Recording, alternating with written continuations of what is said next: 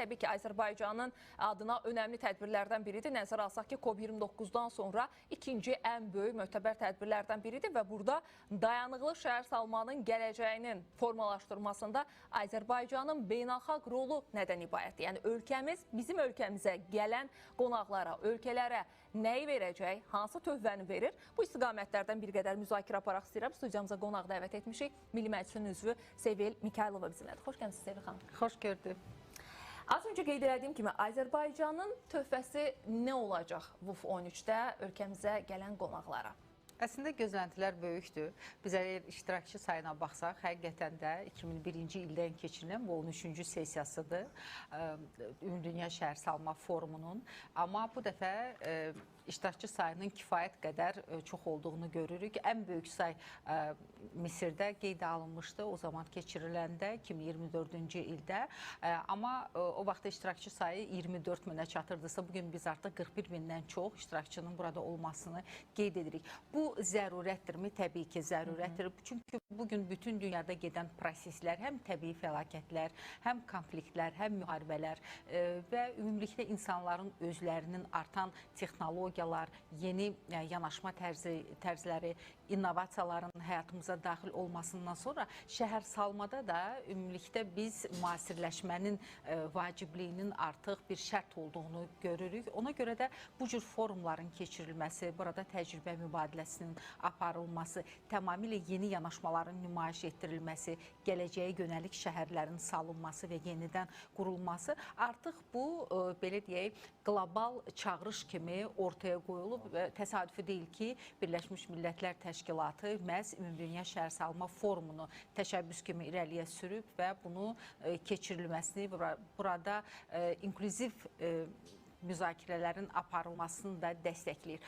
Niyə görə Azərbaycan seçildi? Mən düşünürəm ki, Azərbaycanın bu forumu keçirilməsinə iddialı olması təbii ki, onun haqqı idi. Amma bu haqqın beynəlxalq ictimaiyyət tərəfindən tanınması isə artıq ölkəmizə verilən dəyər idi. Biz əlbəttə ki, öz zəngin keçmişimizlə, həqiqətən də möhtəşəm memarlığımızla, şəhər salma mədəniyyətimizlə, ümumilikdə yaşı min illiklərə ötüb gedən Azərbaycan mövcud olan sivilizasiyanın tarixi ilə hər zaman qürur duymuşuq və bu tarixilik, bu tarixi köklərin artıq müasir ladlarda inkişaf etdirilməsi təbii ki, bugünkü Azərbaycanın reallığıdır.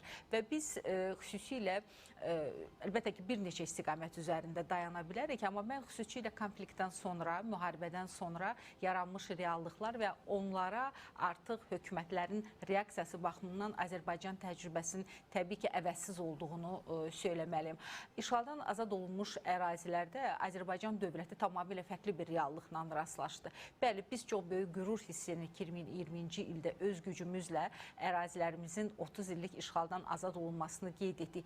Amma biz oraya qaydanda Cənab Prezidentin də öz giriş çıxışında söylədiyi kimi artıq Hirosima ilə, yəni Qafqazın Hirosiması ilə rastlaşdıq ki, biz öyündüyümüz, haqlı olaraq fəxr etdiyimiz qədim sivilizasiya, qədim memarlıq inciləri və ümumilikdə Azərbaycan mədəniyyətinin bu və digər şəkildə sərgiləyən fərdi evlər olsun. Yəni bunların artıq darmadağın edilməsini gördük və bu o fonda baş verirdi ki, burada bir xalqın mədəni irsi də məhv edilmişdi və burada artıq biz məscidlərdən, tarixi abidələrdən və sonra yaratdığımız mədəni irsdən danışmaq istəyirəm ki, bəli, bunların hamısı da yerlə yeksan olmuşdu. Hətta bildiyiniz kimi statuetkalara, yəni abidələrə belə düşmən tərəfindən nə qədər barbar bir münasibət sərgilənmişdi. Onlar bir çox hallarda ölkədən daşınmışdı, satılmışdı və bütün bu irsi bərpa etmək, onun şəhər salmanın yenidən bir elementinə çevirmək və ümumilikdə qarşılaşdığımız təhlükəsiz mühitinə qarşı da mübarizə aparmaq, yəni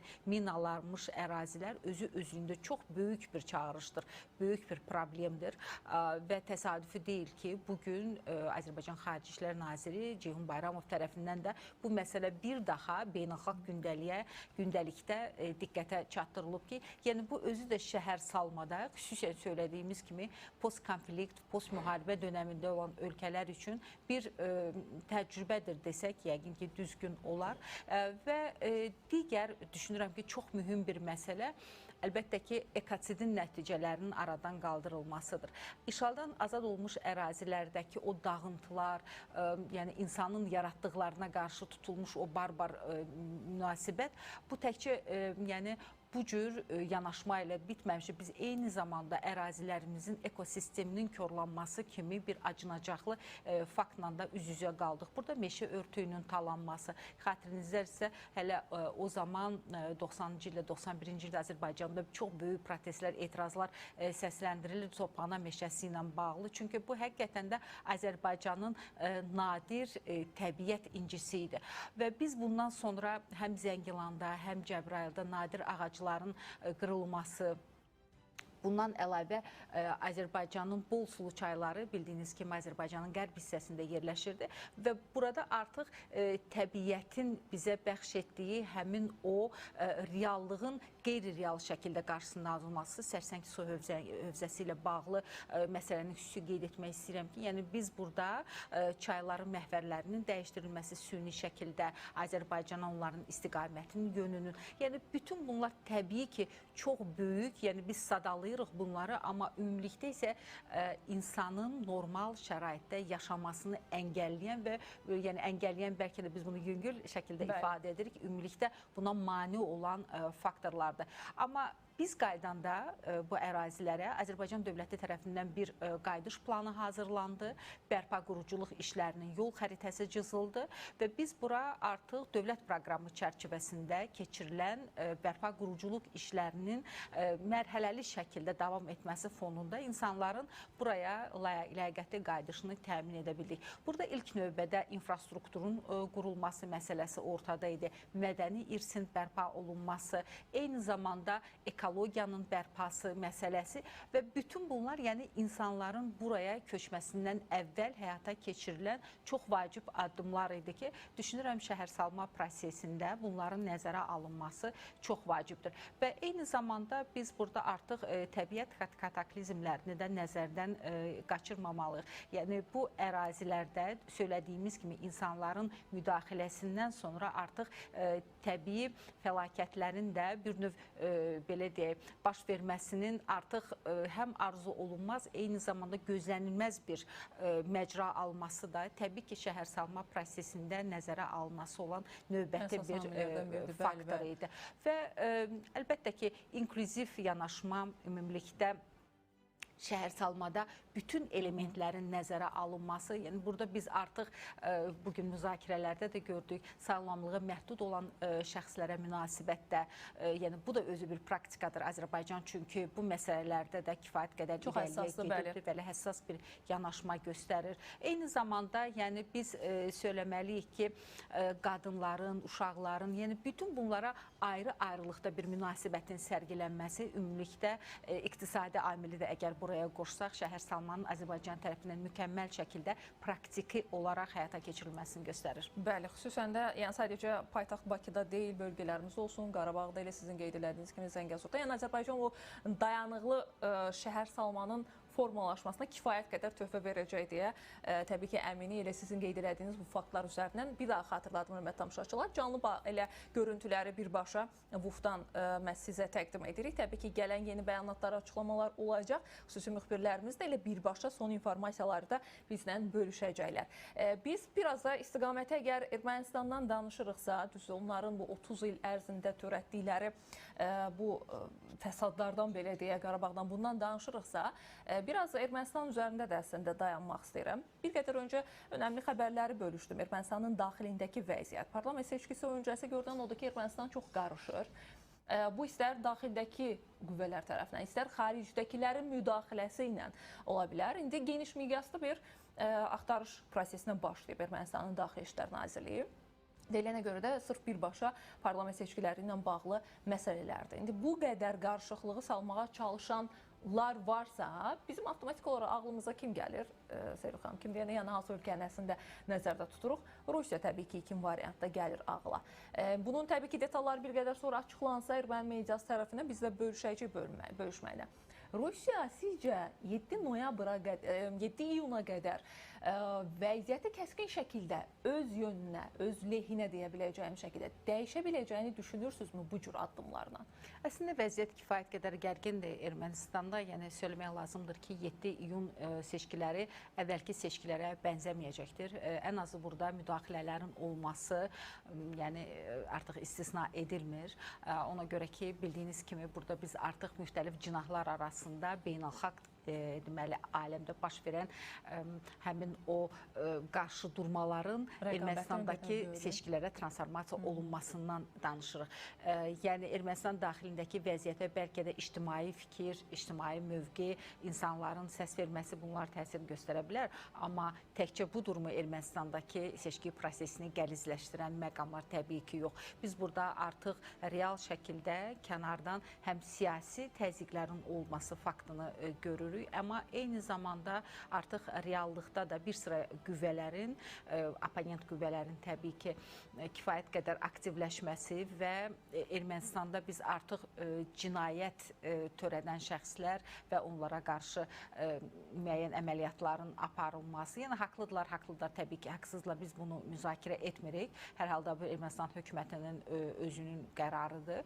Amma məsələ burasındadır ki, artıq kriminal vəziyyətin də məhz seçki fonunda bu cür pisləşməsi Ermənistanda seçkilər ərəfəsində yəni müəyyən kataklizmlərin olması ilə bağlı proqnozlar vermək üçün əsas yaradır. Bu niyə görə bunu biz formada dəyərləndiririk? Çünki artıq güclü Ermənistan partiyası tərəfindən onun üzvlərinə qarşı bu cür addımların atılmasını onlar təbii ki, repressiya kimi dəyərləndiriblər və hüquq mühafizə orqanlarının və insan hüquqlarını müdafiəsi ilə məşğul olan, yəni insan haqları ilə məşğul olan təşkilatların diqqətini məhz buna yönəltməsinə vacib olduğunu hesab eləyirlər. Və Paşinyanın ümumilikdə hər çıxışı onlarda hiddət doğurur. Bu əlbəttə ki, müxalif düşüncə olduğu üçün bəlkə normal hesab etmək olar. Amma artıq Paşinyana qarşı görüş zamanı göstərilən müəyyən aqressiv hərəkətlər onu deməyə əsas verir ki, yəni hər iki cinahda kifayət qədər gərgin bir hal formalaşıbdır, gərginliklər var və onlarda artıq dözümsüzlük bir mühiti var ki, bunun özü də bəli, seçki prosesinin sağlam, rəqabətli, eyni zamanda kifayət qədər stabil və demokratik bir formda keçirilməsini müəyyən mənada şübhələr altına ala bilər. İctimai fikir necədir Ermənistanda? Yəni biz söyləməliyik ki, baxmayaraq ki, radikal müxalifət Paşinyanı bu və digər məsələlərdə günahlandırır. Amma ümumilikdə ictimai fikir də ola bilsin ki, Paşinyanı sevməyən qüvvələr də var. Mən neytral olan, ümumilikdə nə müxalifətə, nə də hakimiyyətə aid olmayan kəsimdən danışıram. Amma onların mövqeyi Paşinyana daha çox yaxındır, nəinki bu cinayətkar xuntaya. Yəni, onlar özləri özlüyündə müharibə və yaxud stabillik, inkişaf və yaxud destruktivizm, müstəqillik və yaxud da ki, uzun illər davam edəcək qeyri-müəyyənlik. Yəni, bu cür dilemma qarşısında təbii ki, Paşinyanı dəstəkləyəcəklər. Amma sizin də söylədiyiniz kimi müəyyən dairələr, siyasi dairələr var ki, onların seçkilərə müdaxiləsi şəksizdir. Və mən diqqətinizi ona cəlb etmək istəyirəm ki, hələ bundan biraz əvvəl Paşinyan tərəfindən Avropa Birliyinə müraciət olunmuşdu. Kiber hücumlarla bağlı və o söylüyürdü ki, yəni seçki ərəfəsində müəyyən fake xəbərlərin yayılması, Ermənistanın ictimai düşüncəsinə təsir göstərmək üçün hücumların həyata keçirilməsi sosial şəbəkələr üzərindən və ümumilikdə süni intellekt vasitəsilə seçki prosesini bu və ya digər şəkildə qaralayan PR kampaniyalarının aparılması, yəni bu mümkündür. Təhlilin nəticəsinə uyğun olaraq bir məruzə çap olundu və həmin məruzədə heç bir halda seçki proseslərinin qeyri-demokratik keçirilməsi, seçki kampaniyalarında hansısa qanun pozuntularının olması, müxalifətə qarşı münasibətdə hökumətin radikal mövqe tutması, yəni bu kimi hallar qeyd olunmamışdır. Və Ermənistan müxalifətində bu çox böyük etirazla qarşılandı və görünən odur ki, Qərb bloku, Avropa ölkələri və eləcə də Avropa blokuna yaxın olan ölkələr Ermənistanın hazırki hakimiyyətini dəstəkləyir və seçki prosesində onların kifayət qədər belə obyektiv və demokratik mövqe tutacağını bir mənalı şəkildə söyləyirlər. Düzdür, Amerika Kəşfiyyat Mərkəzinin dünən səhv etmirəmsə belə bir mövqe oldu ki, ilkin variantda Rusiyadan müdaxilə elə sırf hibrid müharibə ilə, yəni informasiya ilə, istər sosial şəbəkədə, istər müəyyən media orqanlarında bunlarla başlayacaq. Yəni daha radikal, kəskin, açıq bir formada müdaxilə olmayacaq deyə. Ola bilsin ki, post-seçki dövrünə, yəni seçkidən sonraki dövrdə də bu davam etsin. Amma görsə ki, nəyəsə nail ola bilmir, bəlkə o halda ciddi şəkildə deyə biləcək. Yəni bu təbii ki, ikinci variant nədir? Paşinyana qarşı bir sui-qəsdin həyata keçirilməsi variantı nəzərdən keçirilə bilər deyə belə bir təhlil aparmışdı Amerika Kəşfiyyat Mərkəzinin verdiyi bir bəyanat idi. Yəni bu ehtimalı dəyərləndirirsinizmi? Hətta deyilənə görə Paşinyanın təhlükəsizliyin təmin olması üçün sadəcə Avropa deyil, birbaşa Birləşmiş Ştatlardan da nümayəndələr iştirak edir, deyilir. Ümumilikdə, yəni Paşinyana qarşı münasibətdə bu cür sui-qəsdlərin həyata keçirilməsi əslində ehtimal olunan variantlardandır. Hətta məlumat üçün bildirmək istəyirəm ki, 2020-ci il onun məğlubiyyətindən sonra, yəni bu fakt kimi ortaya qoymuşdu ki, ya o hakimiyyətdən getməlidir, ya da ki, yəni ona qarşı kifayət qədər təhdidli bir mühit ola bilər. Amma bütün bunlara baxmayaraq Paşinyan hakimiyyətdə qaldı və mübarizəsini davam etdirir. Sui-qəsd ola bilərmi? Heç nəyi istisna etmək olmaz. Amma düşünürük ki, bugün Avropa missiyası da, Avropa Birliyi missiyası da Ermənistan ərazisində yerləşən, onlar getməyiblər və görünür ki, müəyyən mənada, yəni Paşinyan onların Ermənistan ərazisində olmasını həm də özünün təhlükəsizlik qarantı kimi dəyərləndirir, ona kömək edəcəklər. İkinci bir tərəfdən siz Birləşmiş Ştatlarla bağlı söylədiniz. Birləşmiş Ştatların ən böyük səfirliyi elə Ermənistanda yerləşir. Təxminən 3000 nəfərdir o korpusun nümayəndələri. Və Birləşmiş Ştatların özünün TRIP layihəsi ilə bağlı çox böyük maraqları var. Yəni Rusiya da çox gözəl anlayır ki, nə qədər ki TRIP layihəsi ilə bağlı sənəd imzalanmayıb, buna bağlı Paşinyanın son bəyanatları da var ki, onlar çox sürətli şəkildə bu layihə üzərində işləyirlər. Çünki imzalamalıdırlar bu sənədi və nə qədər ki TRIP layihəsi ilə bağlı Birləşmiş Ştatlar nəticə əldə etməyibdir. Yəni onlar indiki hakimiyyətin sui-qəsdinə ən azı yol verməyəcəklər. Yəni təbii ki, bu qeyri-qanunidir, yəni onu da söyləmək lazımdır. Amma hazırdakı qanuni hakimiyyətin qorunması və Ermənistanda hansısa bir, belə deyək, aqressiv ümumilikdə kütlənin daha da azğınlaşmasına yol verməmək üçün təbii ki, bu cür Paşinyana dəstək ifadə olunacaqdır. O ayrı məsələdir ki, yəni bu qüvvələr özləri bir-birləri arasında qarşı-qarşıya gələ bilərlər Ermənistanda və yaxud Ermənistan xaricində və bu nə dərəcədə realdır. Açığını deyim ki, indiki halda bu o qədər də real görsənmir. Əgər biz seçki prosesində iştirak edən və hakim partiyaya rəqib olan siyasi qüvvələrə baxsaq, onların heç biri, yəni Paşinyan qədər həm ictimaiyyət arasında, həm belə deyək, ümumilikdə beynəlxalq arenada hansısa bir dəstəyə malik deyirlər. Ona görə də, yəni bu vaxta qədər əgər mümkün olsaydı, Rusiya tərəfindən hansısa bir siyasi lider ortaya qoyulardı. Bəli, indi söylənilə bilər ki, burada Karampetyan şəxsiyyəti var. Amma Ermənistanın konstitusiyası onun hakimiyyətə gəlməsinə heç bir halda yol vermir. Onun partiyası hansısa bir formada hakimiyyətə gələrmi? Bu da çox az ehtimal olunan bir məsələdir. Yəni, elektorat kifayət qədər bölünmüş vəziyyətdədir müxalif partiyaların tərəfdarları arasında. Ermənistan bloku yaradılıbdır. Bura bir sıra müxalif partiyalar daxil edilibdir. Amma son sorğularda, hətta Ermənistan blokunun da ümumilikdə götürüldükdə dəstəyinin Paşinyan qədər olduğu ehtimalını yaratmır. Təşəkkür edirəm Sevil xanım. Minnətdaram təhlilləriniz üçün. Dəvətə görə çox sağ olun. Siz sağ olun, təşəkkürlər. Sevil Mikaylova Milli Məclisin üzvü qonağımız idi. Təbii ki, həm Azərbaycanda hazırda da davam edən VUF 13 tədbiri və Azərbaycanın töhfəsi nə olacaq dayanıqlı şəhər salmanın formalaşması timsalında və paralel olaraq da əlbəttə ki, regiondan da bir növ danışdıq. Xüsusən də Ermənistanın daxilindəki o qarışıq vəziyyətə də toxunmağa çalışdıq.